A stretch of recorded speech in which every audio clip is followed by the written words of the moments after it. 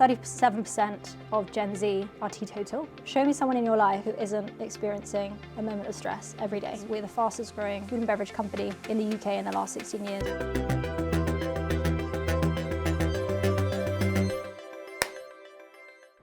Welcome to The Big Question, the series from Euronews where we delve deep into the world of business. Today I'm joined by Olivia, the co-founder of Trip, the UK's largest independently owned soft drinks brand. So thank you very much for joining me today. For those who aren't familiar with it, can you explain what Trip is? Trip is a wellness brand. We have a range of functional drinks with lots of powerful plant-based ingredients as well as supplements, gummies, powders. So your drinks kind of sit broadly in the non-alcoholic, alcohol-free category. Exactly, yeah. How big is this market in Europe? Huge. So functional drinks, as they call them. In Europe, it is a 32 billion euro market, which is very exciting. It's a huge market and we're seeing massive trends and shifts in preferences around people seeking specific alcohol alternative products. Interesting, okay. And this, as you called it, functional drinks market, you said it's worth 32 billion euros. How has that developed over the last 5 years and what's the projection going forward? So that represents part of the broader soft drinks category, and some of the longer standing segments within that you might be familiar with are things like energy. Drinks that have benefits, so something that has an added ingredient to help your mind or body function in the way that you want it to. So energy is probably one of the more familiar categories, but in soft drinks more generally, those functional categories that Trip is leading, for example, calm or relaxation, is incredibly new. Trip is only 5 years old. Our work in Europe specifically is less than that even. So it's very much early days, but indicated as a key driver in the overall growth of soft drinks.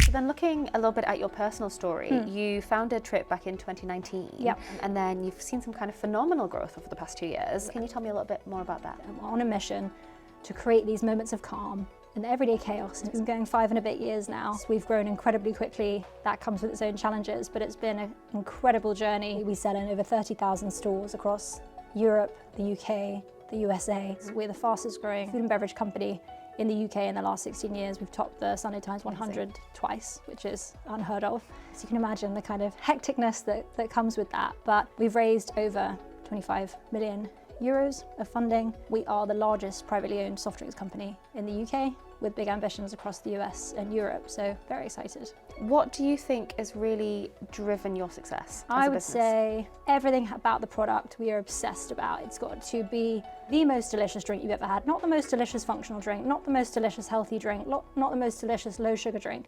the best tasting thing you've ever had. Same with the brand. Every touch point needs to tell you a story, because we could never make health claims, we could never explain a lot to customers about this entirely new category and the benefits it had.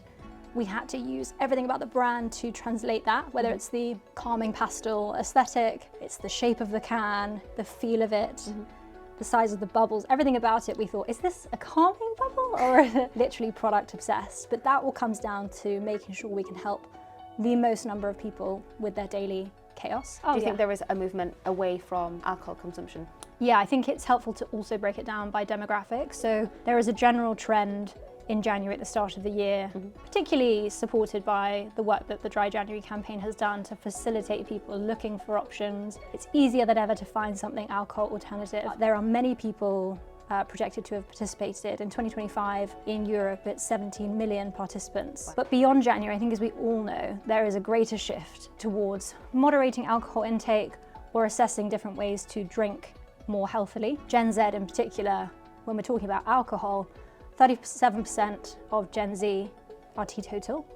Wow. In Europe, 41% of people who don't drink alcohol under 35.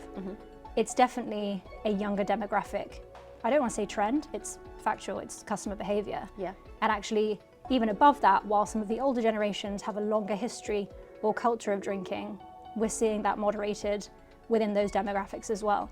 So it's not just something for January, but the younger generation, particularly Gen Z, are very excited about alcohol alternatives and actually are a big proponent in choosing where the group might spend their evening or their weekend. So it has a big impact in the retail and hospitality sector as well. And how do you see this market continuing to develop? The Gen Z trend that I mentioned, that customer shift where they're looking for alcohol alternatives, they didn't grow up going to the pub looking for a gin and tonic, so they're not looking for a 0% gin and tonic or a alcohol-free gin and tonic. They're looking for something completely different, and that is exciting because that's where Trip comes in and where we can cater to this really evolving need. With the functional drinks market being so deeply linked to this change in market of people moving away from alcohol consumption for socialising or relaxing, we've seen other drink trends when, you know, there was a point where coconut water was everywhere, or hard seltzers were going to be the next best thing, and they kind of boom and then they disappear.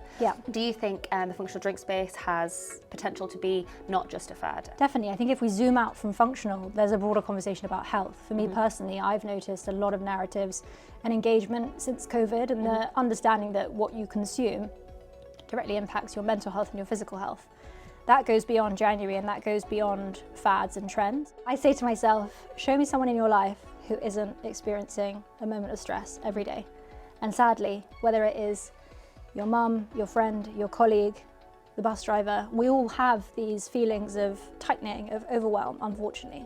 And you can't control the outside world. And unfortunately, I think the way the world is continuing to evolve, the scary landscape that we're looking at on a macro level, it's always going to be there. So there's always going to be that need, I think, for this sort of exceptional product. Thinking about expanding into new markets, are there any difficulties, particularly with maybe restrictions around CBD, for example? Yeah.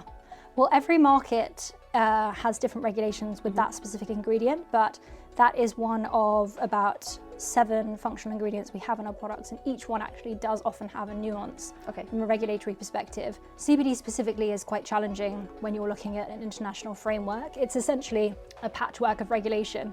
Obviously, with a background in law, it's helpful to break that down, but it definitely is more challenging, I think, than the typical food and drink sector. I think the US versus UK is a good example where it's quite different laws. I wouldn't say it inhibits growth, but it's definitely costly to not be able to consolidate your operations and your supply. But I think the opportunity in those markets is so great, we don't really see it as a challenge. And finally, what advice would you have for those who want to start a company or who want to grow their business?